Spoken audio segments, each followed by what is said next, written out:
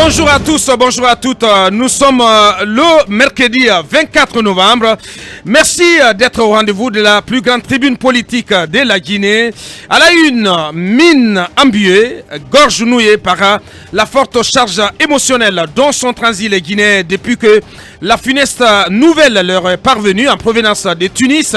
Membres du gouvernement, proches, connaissances, défenseurs des droits de l'homme et épris de justice tout simplement, en partie arborant des t-shirts sous lesquels était inscrit « Justice pour Ma » ont accueilli la nuit dernière dans la tristesse mais avec des prières la dépouille mortelle de Ma Silla. Mobilisation encore attendue ce matin à l'hôpital sino-guinéen à la levée du corps de cette demoiselle partie à la fleur de l'âge après avoir été victime d'un viol collectif attribué à un groupe de médecins dans une clinique de Conakry. Ma Silla devrait rejoindre sa dernière demeure dans la journée dans un cimetière du quartier Anta où vit sa famille.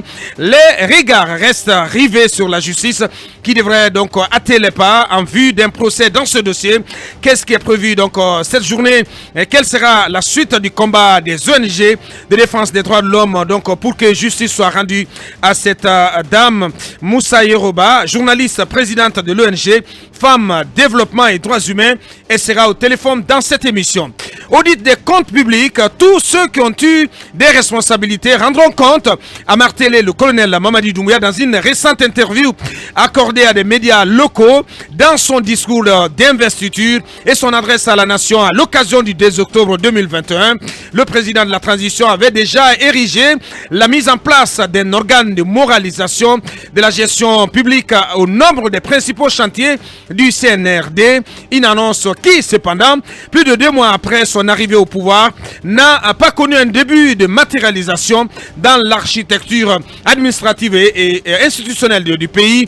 Quelle devrait être plutôt les déclinaisons de cet organe de moralisation? Comment peut-on appréhender cet audit de la gestion du régime de l'ancien président Alpha Condé? Toutes ces questions posées à notre invité prestige en ce mercredi, en l'occurrence Dr Ousmane Kaba, président du PADES et ancien président du comité d'audit sous l'OCNDD. Le 5 septembre 2021, le colonel Mamadi Doumbouya a renversé le président Alpha Condé via un assaut spectaculaire sur le palais Sékou Touré. Le désormais ex-commandant du groupement des forces spéciales aura adroitement fait dans les discours classiques de prise du pouvoir en pointant les dysfonctionnements de l'État, en proie à une corruption généralisée et incapable de répondre aux préoccupations des populations, ainsi à l'aune des missions assignées à la transition par son patron. Que peut faire la nouvelle junte militaire guinéenne, le CNRD, donc en termes de refondation de l'État et de refonte du système électoral? Bref, que faut-il attendre et espérer de cette autre transition guinéenne? Des questions adressées à un spécialiste donc de la politique, en l'occurrence Dr Alioune Ba. Il est professeur de philosophie politique, auteur du livre Pour les Guinéens, Histoire, démocratie et développement.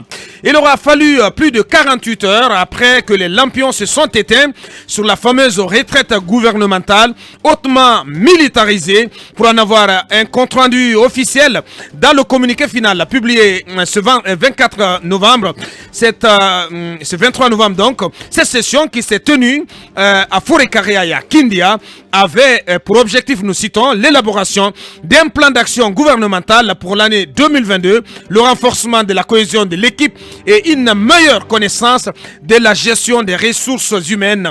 Fin de citation. À en croire toujours le dit communiqué, cette retraite a renforcé davantage l'esprit de corps entre civils et militaires de nos ministres.